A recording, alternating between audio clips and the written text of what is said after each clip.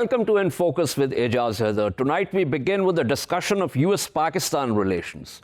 President Joe Biden has assumed office. What should Pakistan expect? He was the vice president until 2016. During the 8 years of Barack Obama's presidency, U.S. Pakistan's relations went from bad to worse. Will Biden begin from where Obama and he had left? Or would he realize that 2016 is not 2021? He is the most experienced foreign policy hand since George H.W. Bush became president. He knows Pakistan and this region well. He is said to have told former Afghanistan President Hamid Karzai that Pakistan is far more significant for the U.S. than Afghanistan. He supported the Kerry-Lugar bill that sought to reach out to non-military sectors of Pakistan's economy. He also has his plate full at home. Economy, COVID-19, unemployment, a divisive polity. Is the glass half full or half empty? Or is it, as cynics might say, half empty and leaking? Questions abound. So let's dive right into our discussion tonight. I'm joined by Dr. Najam, inaugural Dean of the Pardee School of Global Studies at Boston University and former Vice Chancellor of the Lahore University of Management Sciences, and Dr. Riffat Hussain, Professor and Head of Department of Public Policy at the National University of Science and Technology. Thank you to both my panelists. Let me kick off the discussion with Professor Najam here. Professor Najam, just give me an overview, and then so we can position this discussion and begin with certain specific questions. What are your expectations? I think most of the expectations from Joe Biden at this point should be related to what happens within the U.S., including on international relations. And what I mean by that is that we find the U.S., or Joe Biden finds the U.S. at a really precarious junction in its own history.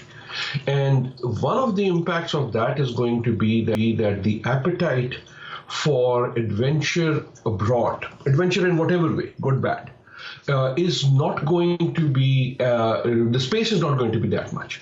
That his priority 1, 2, 3, 4, 10, 15 is trying to fix the break that you see within the US politics.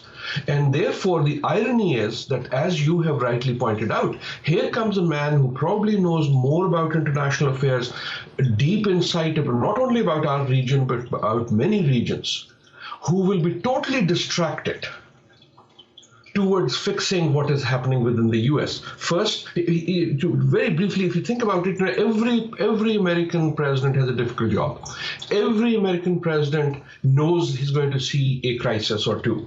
Joe Biden on day one on his desk found two major historic level crises. A crisis of a country that is divided, a crisis of coronavirus, a crisis of economic and job loss, partly because of coronavirus, but also without that, and finally a crisis of a global system that is in disarray with the rise of a new major power, with changing relations with existing countries. So all of this is so going to overwhelm him that's going to define his presidency. Right. I perfectly understand the challenges that President Biden faces and you've spoken about. But at the same time, quickly, the world doesn't stop, obviously. He has already asked for a review of the peace deal in Afghanistan. He's also looking at Iran and JCPOA and the Middle East, the greater Middle East. He's obviously looking at climate change, relations with China and the rest of it. So I'm assuming that his team will obviously, especially his foreign policy team, whether it's the State Department, the National Security Council and the rest, that they will start doing the review processes and present to him what the situation is and moving forward. You're exactly right. And what you're saying is rightly that despite everything I said, the rest of the world is not going to stop spinning. And that's what comes part of being the president of the United States. And therefore, my sense is that what he would want is, from his side and his team's side, is stability, dependability, and not having to douse fires that they are not planning. So we're looking at it at this point from that side. Afghanistan is a major thing, partly because there's a process in train. It is a process that I don't think he fundamentally disagrees with, but it is also not a process that he wants to be mired in. There is a very important issue with Iran, particularly because on that, his own instinct is different from that of Mr. Trump, because he was very much part of the team that put the GPAOC in place. But nor is he likely to be wanting to escalate, like sometimes, the cowboy style of Mr. Trump, with assassinations and so on and so forth, looked at. So in a way, if you think about Pakistan and US, the question really becomes, and this is my most important point I would like to highlight here, in some ways this is a good moment for both the US and Pakistan to ask themselves, what does a good relationship look like? What does a good relationship mean? Does it mean from Pakistan more aid? And does it mean from the US, someone who can sort of be your go and help you solve other big problems elsewhere? I hope that this presidency, because of that background, because of the moment we are in, gives both countries the incentive to in a way, not step back, but to look at the bigger picture and say, what do I want from this relationship? I think what Pakistan wants is a partner, not a friend, a partner in its economic and social development. I hope what the US wants is a stable actor in an important region. Right. That's a great point. Let me take this to Dr. Riffat Hussain. Dr. Hussain, what does a good relationship look like? And let me ask you this question with reference to how much normally we discuss how the US is going to approach Pakistan, but let me ask you how we would want the US to approach us in terms of how we can interest the United States. Well, Ijaz, there are two fundamental realities before Pakistan. One is Pakistan's antagonistic and adversarial, and I would say even hostile relationship with India. And the second, of course, in that context, the Kashmir issue becomes very, very important. And the second Pakistan's concern is that the world around Pakistan has fundamentally changed. We have the CPAC, we have American engagement with Pakistan off and on during the Trump administration. And fundamentally, Pakistan's issue is Afghanistan. How to bring peace to Afghanistan, which is not only on Pakistan terms, but how to stabilize Pakistan relationship with Afghanistan, and there's no guarantee for that. So when the Biden administration tells Pakistan that they are going to undertake a review, so it leads to certain anxiousness in Pakistan that what kind of a review does it mean by that?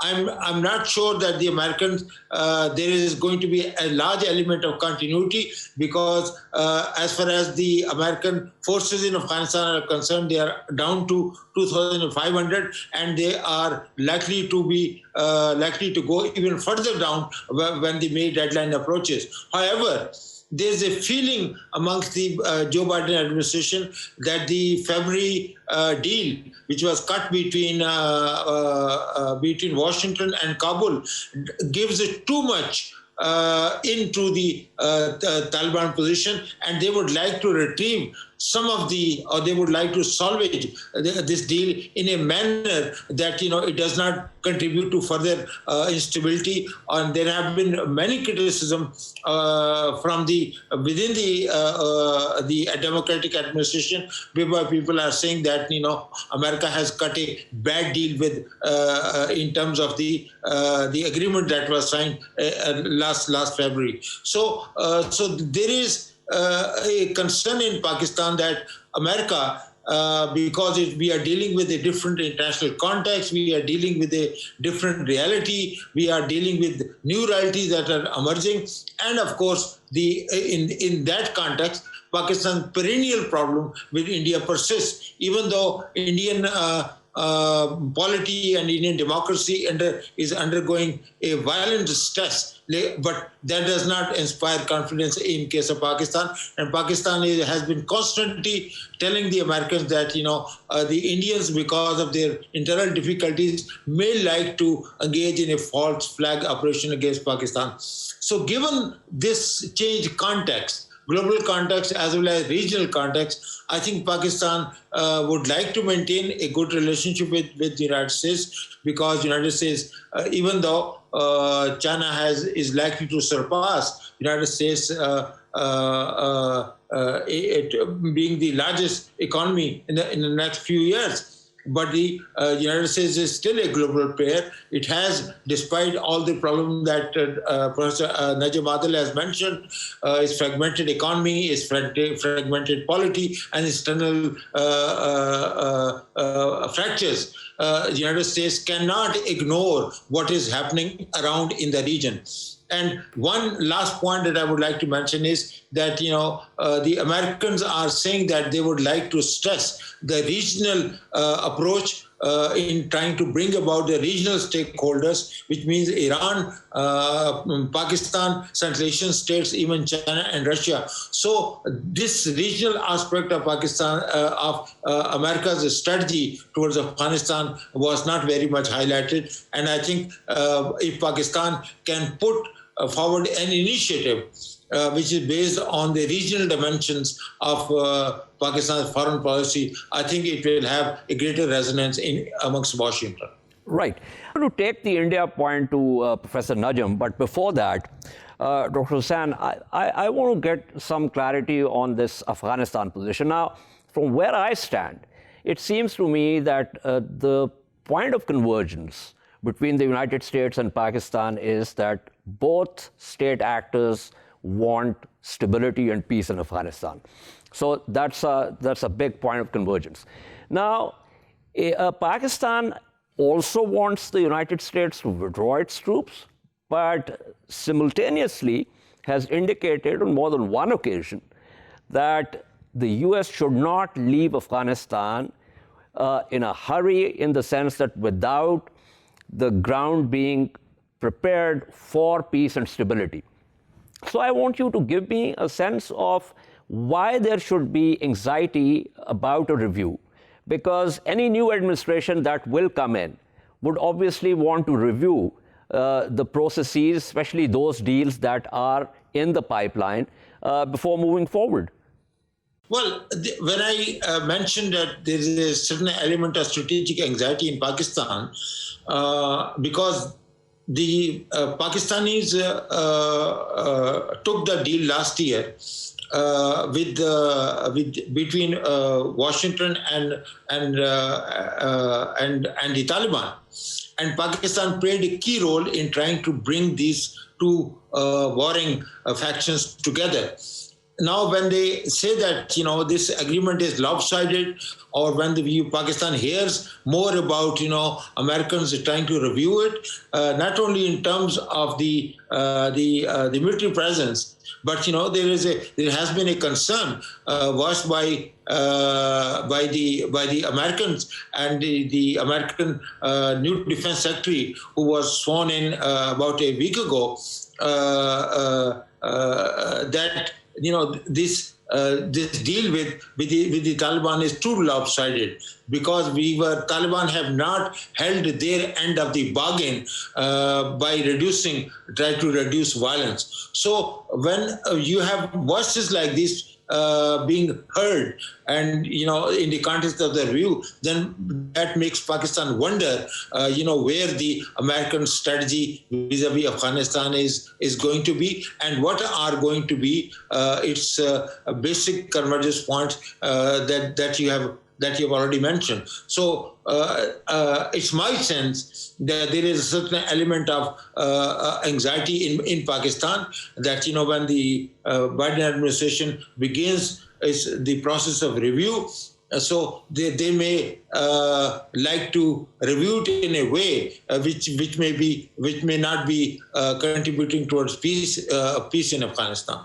Right. Something also needs to be said about what people say during hearings, but that's obviously a separate issue, and Professor Najam knows about it, as do you, Dr. Hussain. As you know how this works in the United States. But let me take this India issue to Professor Najam. Professor Najam, my sense is that if in Pakistan we front load or precondition a relationship with the United States exclusively with reference to India or occupied and now illegally annexed Kashmir, chances are that we're not going to go very far. Give me your sense of how the US would approach it and how Pakistan should approach it. I think, again, go back to that, the fundamental question to me is, what does a good relationship look like? And I hope if in this administration, at some point soon, both countries reconsider it. And India is a very important part of that. India is an important relationship for Pakistan, or the lack of the hostility is. But that doesn't mean that every other relationship Pakistan has to be hostage to that confrontation, if you will. Right. Similarly, if the US tries to front load its relationship with Pakistan by putting China in the middle of it and saying our relationship with you will be subservient to how you interact with China because we have this rivalry going with them, that would also be bad. So where should it go? My sense is what Pakistan wants is for the US as a major player in the region, as a major player now within India, to be a voice of restraint and a voice for stability. In some ways, it's reversed. It's not that friend's friend is a friend and enemy's enemy is an enemy. So in some ways, Pakistan should not be looking towards the US to say your closeness to us is defined by your distance with India. Because that is neither going to work nor is it useful. However, what Pakistan should be desiring is you have influence on India, you have an interest in stability. We have a concern that particularly around this region, the forces of instability, especially under the current Indian government, are serious, and we want you to play as a major player. On human rights, the long-standing argument should be continued, which is on human rights. That's not an India argument. That is a human rights argument for people of Kashmir. I think I want to just highlight this. Making that distinction is very important. Whether it is Kamala Harris, whether it is a lot of Americans, including Indian Americans, the argument about abuse of human rights within Kashmir will be heard, and will be heard very differently than an argument you must say India is bad, because India is a much larger polity with which the US has its own relations. Right. A few days ago, Dr. Moeed Yusuf, the National Security Advisor, spoke at a Wilson Center webinar. And among other points that he was making, one point that he was stressing was that the US should use, in terms of relationship with Pakistan, should use a Pakistan prism and not talk about other things. And secondly, he said that where we stand, as in where Pakistan stands now, we're looking at geoeconomics. Now, these are two important points, and not just in terms of the points made, but also in terms of signaling. So give me your sense of what Moeed Yusuf meant and why you think that is significant. I think it is significant. I have long held that it is significant. Here is the litmus test for me for many, many years. Can Pakistan define its interests, or can the US define its interests in Pakistan without referring to a third country? To me, that's what a Pakistan prism is. Now, I understand this is foreign relations, and there are lots of things about alliances and so on and so forth.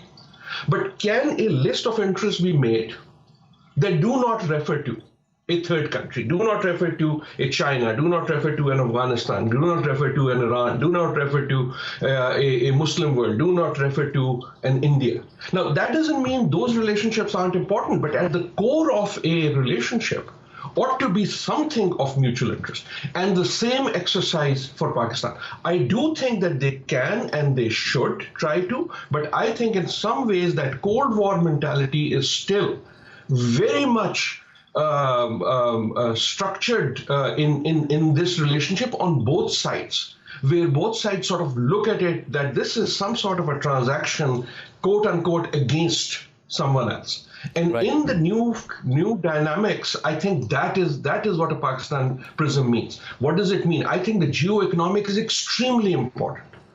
The geoeconomics in a world where economics has changed. It's not that it's changing. We've seen that in how the global economy has responded to coronavirus. Those would be the metrics. The metrics would be what is happening to Pakistani students going to higher education in the US? What is happening to foreign direct actual investment, not aid, but actual investment, and not even investment masquerading as aid? Right. What is happening to the flow of people? What is happening to those sort of relationships? I think if the two countries can come to it, it would be great. I will be honest though. I think both countries find themselves in a difficult position to do that. Right. The US because of the distractions of politics, Pakistan because the region it is in, it doesn't cease ever to be volatile. Right. That was Dr. Adil Najam speaking with us. Thank you so much for your insights. Let me go back to Dr. Hussain here. Dr. Hussain, building on what has been said so far, what are the areas you think that can be identified in terms of a more positive US-Pakistan relationship, perhaps away from hard security, but areas that are nonetheless very significant? Well, of course, one thing which immediately comes to mind are the educational exchanges, cultural exchanges, people-to-people contact. And in that regard, the lifting of ban from the Muslim countries to travel to United States is a step in the right direction. And then when we look at the economic and trade linkages, not only within the region, but also involving the United States, that could be another area of convergence or great cooperation between the two countries. And then, of course, there are the trade relationships, which are very important, even though we do not want aid, but we want trade. But then, United States is a very important market for the Pakistani goods. So these are some of the areas. But in order for these areas to come into a sharper focus, there has to be a revival of Pakistan-US strategic dialogue, within the framework of which all these areas can be negotiated. There were working groups, but unfortunately, that dialogue has been suspended. So I think one of Pakistan's major expectation, at least in my judgment, would be the revival of Pakistan-US strategic dialogue, which will focus on not only on the bilateral issues, the issues which are of bilateral interest to both countries, but would also would extend beyond the confines of the two countries and would involve the larger region also. So, but the revival of the dialogue has to take place. And unfortunately, the sanction-based approach that the Trump administration adopted towards Pakistan beginning in 2017, and then his unfortunate tweet on the first day of 2018, that created a low point in Pakistan-US relationship. And of course, along with this is the idea of IMET, International Military Education and Training Program. So these are areas which do not cut across or which do not impinge upon regional security. Correct. But these are areas which are important to Pakistan, the spirit of cooperation between Pakistan and the United States. The revival of the strategic dialogue, that's a very important point. Thank you so much. That was Dr. Riffat Hussain speaking with us. I'm now joined by Dr. Kamran Bokhari, Director of Analytical Development at the Center for Global Policy. Kamran, we were discussing the US-Pakistan relations, and one of the points that seems to sort of, come up as a motif of sorts is that in the event that either the US front loads the relationship with reference to, let's say, China or something else, and if Pakistan does so with reference to India or occupied and illegally annexed Kashmir, then it's not going to go very far. So given that, what are the areas that you can identify which can, have a positive impact on the relationship? Dr. Riffat Hussain was talking about the revival of the strategic dialogue. Is there anything else that you would want to add to this? I think that the strategic dialogue is important, but I think before that, I think Islamabad has to do sort of a reassessment, because to me, it seems like what Pakistan wants and what the United States wants from this relationship are two very different things. And from the Pakistani point of view, there is the need for a much more broader and enhanced type of relationship that isn't transactional, that doesn't see Pakistan through the lens of Afghanistan and security in South Asia and U.S.-China, the U.S.-China struggle for dominance in this region. But from the American point of view, it's the complete opposite. It is exactly along those lines that the United States looks towards Pakistan. So somehow, I think the ball is in Pakistan's court to be able to sort of move this thing forward, because I don't see an incentive on the part of the United States to radically change the way they perceive Pakistan. Right. That's a very interesting point. In his hearings, the U.S. Secretary of Defense, Lloyd Austin, talked about the revival of the military exchange programs and, military-to-military contacts. But we recall that when Joe Biden was the vice president, he was instrumental in making the Kerry-Lugar bill a success. And that bill, among other things, focused on areas that were, non-military, people-to-people contact and the rest of it. Now, we also talked about the fact that, Joe Biden knows this region very well, among many other regions, if I might add. So do you get a sense that, he will bring that knowledge to bear on sort of redefining the relations, or as you seem to indicate, that it will remain stuck in the 2014s and 15s and 16s? That's a great question, Ijaz, and definitely the past experience of the president and the past experience of his defense secretary, General Austin, is obviously very, very key here. That's how they come in looking at Pakistan and what they want to do. But what political leaders or statesmen want to do and what they actually do are two very different things, as you know. And I think that given the stretched bandwidth on so many fronts, domestic and international, I don't think that there is, if you will, the time and the space for the U.S. to actually redefine. There's a great essay in Foreign Affairs from a few days ago, and it basically talks about how the Biden administration faces a very precarious situation that it inherited from the Trump White House vis-a-vis Afghanistan. What do? You have a deadline coming up, and there hasn't been progress in the intra-Afghan dialogue. So it's a very serious situation for the Biden administration. That'll probably be, or most likely be, a key thing when it comes to South Asia. There's also the U.S.-India relationship that then shapes the U.S.-Pakistan relationship. So I think, yes, they bring a wealth of past experience, but those were different times. The Kerry-Lugar bill was in a different environment. So I don't think that they will be hard-pressed to invest a whole lot of time, at least in the future. There's just so much going on in Washington. That's probably one of the sort of the chronic problems or disconnect is the way in which, where does Pakistan fit in the priority list of to-do things for Washington versus what does Pakistan want from Washington, and to move out of this sort of AFPAC mode, if you will. Right, I understand that, and I think Pakistan is also waiting and watching. As you know, the administration has already talked about a review of the Afghanistan peace process.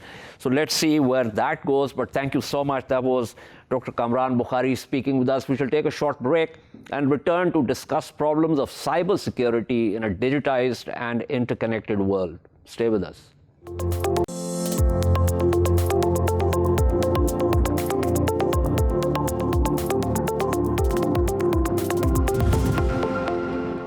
Welcome back to In Focus. Our second story tonight is about cybersecurity in a digitized and interconnected world. Systems, companies, banks, organizations, individuals face hacking attempts on a daily basis.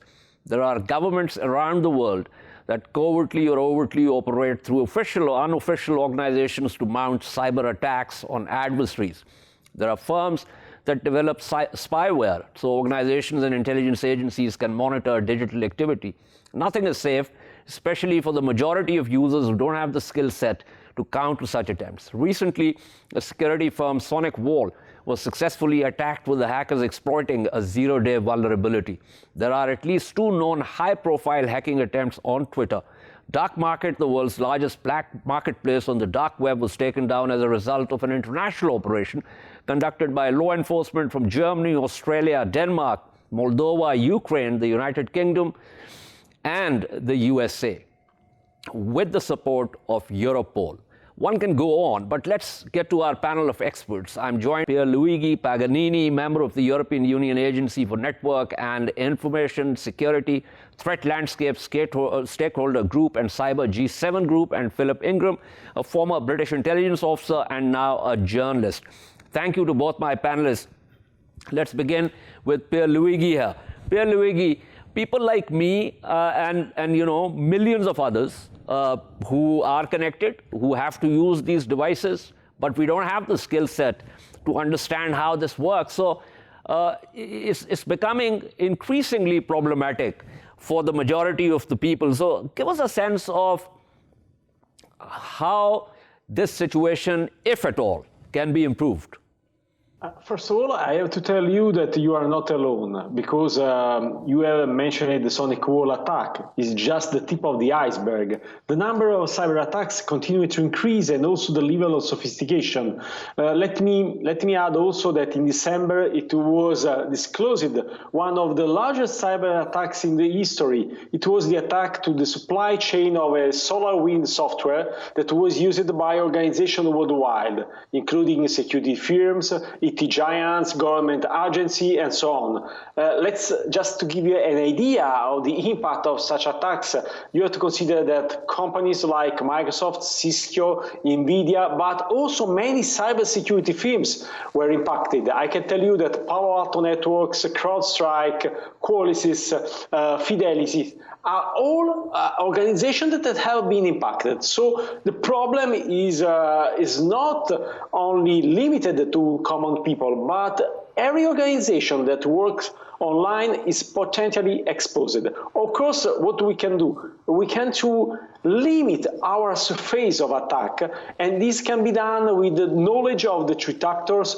with the knowledge of the techniques that are used to attack the organization, and we have to spread this knowledge. This is the unique thing that we can do. And on the other side, we have to approach the cybersecurity with an holistic approach that has a multi-layered defense systems that could help us to protect our system. But it's not easy, and I agree when you say that common people are totally exposed to cyber attacks. Right.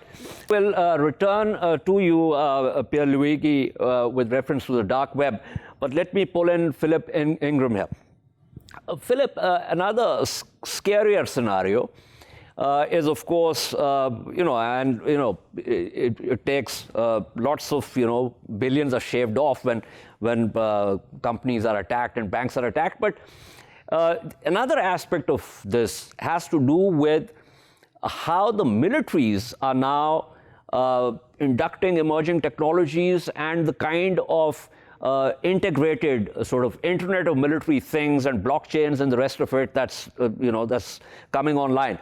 Now, there we are dealing with scenarios where cyber attacks and successful hacking can have even worse consequences. Well, yes, and this was proved in the Stuxnet attack, where the Iranian uranium enrichment facilities were attacked through cyber means, and it caused physical damage in their centrifuges. So cyber attacks can have a physical impact. And again, that was proven by the NotPetya and the WannaCry attacks that happened a couple of years ago, especially into international shipping lines, healthcare, and all the rest of it. From a military perspective and from a government perspective, if you're looking at it and cyber as an environment for warfare, land, sea, air, and space all have international regulations and protocols that define what can and can't be done. Cyber doesn't.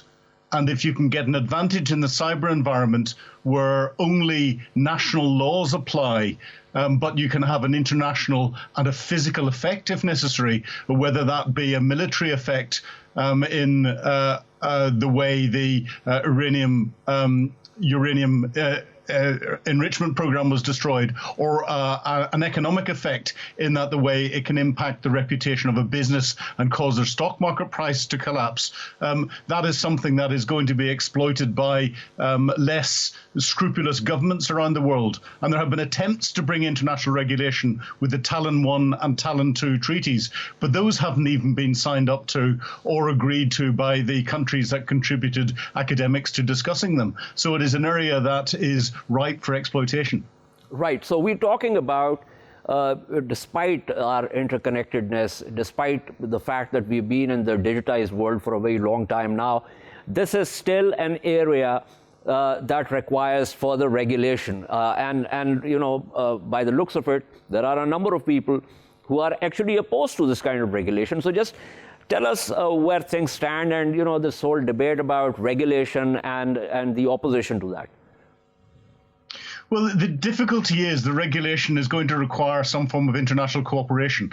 And that international cooperation is trying to put a genie back into the bottle. And that genie's been out for a long time. And a lot of organizations have found out how to get their 3 wishes from the genie every time they interact with it. And therefore, they've got no desire to put it back in again.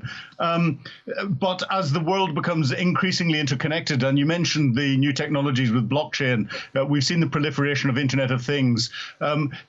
There's going to have to be some form of international agreement that stops countries from exploiting the real vulnerabilities that there are. However, I don't think we're ever going to get to a position where that can happen realistically. And I think the next bit, and Pierluigi touched on this, is making sure that people understand their digital exposure, whether that be an individual at the lowest level, or whether that be a corporate, or whether that be a government, and take measures to protect what are their vital pieces of information, their vital processes. And if you look at that and recognize that the rest of your network is probably going to be compromised, it's a different way of thinking around cybersecurity. And I think that's where we're going to have to get to in the future. Right. So, Pierluigi, this is a pretty scary scenario, if you ask me. And now, obviously, you work in this area very, very closely. You, consult with different organizations also. Give me some optimism here in terms of what has been achieved, if at all, and whether it can be achieved. Is this going to go from bad to worse, or is there a possibility that we can, as Philip said, put this genie back in the bottle? First of all, I totally agree with the statement of Philip's statement, and the situation is quite worrisome. But we have a society that depends on technology, so we have to go ahead and we have to work making some experience. We have done a lot, because consider that cybersecurity was an argument, a topic that was unknown to the public opinion since 5 years ago. Now we read about cybersecurity in every newspaper. A TV show, we always receive news about cyber attacks, about hackers. The hacking world was hidden since 10 years ago. So we have a lot done, but we have to do much more. Why? Because cyber threats are growing in the efficiency. They are even more complicated to approach. And we have to consider also that every activity that we do every day is happening in the cyberspace. Cyberspace is a space without boundaries, where many governments are facing each other. They are using also, in some cases, cyber weapons. Philip mentioned Stuxnet, but we have observed in the history other cyber weapons that caused also many damages. Let me speak about, for example, to the attacks that we assisted 5 years ago in Ukraine, when cyber attacks shut down and caused the power grids in Kiev area and causing a huge outage. These are the kind of things that can happen with the cyber attacks. Cyber attacks can destroy critical infrastructure. And when I speak about critical infrastructure, I'm speaking about hospitals, transportation, banks, telecommunication. So we have to increase our level of, let me say, attention on cyber threat. And let me say that something is changing in this sense. In Italy, but also in Europe, and of course in countries like the US, there is a high level attention on cyber threats, on cyber security. We are developing specific government infrastructure that are approaching the cyber security. And let me close also regarding the need on norm of state behavior. When I was working at the G7 that was held in Italy in 2007, I was one of the authors of the first declaration of norm of state behavior in the cyberspace. The unique problem is that my declaration, the declaration that I wrote, was only accepted, but not in mandatory way. And this means that, okay, every government that was in the G7 organization at the time accepted my suggestion related to the norm of state behavior, but no one accepted that they were accepted as mandatory. And why? Because if you have, let me say, an advantage in cyberspace today, probably you can master the world. The biggest economy today are the most advanced in cyberspace. Right. Now, before we wrap up, Pierluigi, very quickly about the dark web. Now, this operation, as you have mentioned in your blog also, involved multiple state actors and their law enforcement. So, do you think that this kind of cooperation can be, emulated in other areas also with reference to cybersecurity? Yes, and it is the only way to contrast the growing cybercrime and the growing threat that is related to nation-state actors. So I believe that this is the right way to proceed in order to contrast the cyber threats in the threat landscape. Right. Final word from Philip Ingram. Philip, as Pierluigi was saying, this operation that shut down the dark web marketplace involved multiple state actors and their law enforcement. So obviously, a lot of cooperation went into it. Can this be a model for dealing with other problems of cybersecurity? Oh, it is a model, and we're seeing increasing success, and a lot of that actually has been coordinated through Europol. But it wasn't just limited to European agencies, it's global agencies. And the global agencies recognize the global nature of the cyber threat and are increasingly setting up mechanisms to be able to work together. And whilst this is focused on the criminal activity and the takedown of the dark web, the more and more success that there is in those areas are going to make it more difficult for the elements of nation states that are carrying out nefarious activities to continue to do that and remain anonymous in what they're doing. However, as technology advances, there's this constant race between law enforcement protecting things from a government perspective and what those who want to do harm, whether they be criminals, whether they be terrorists, or whether they be rogue nation states, in trying to attack our networks. And that is something, that race will continue apace. Right. Thank you so much to Pierluigi Paganini. Thank you to Philip Ingram for speaking with us. This is all from In Focus this week.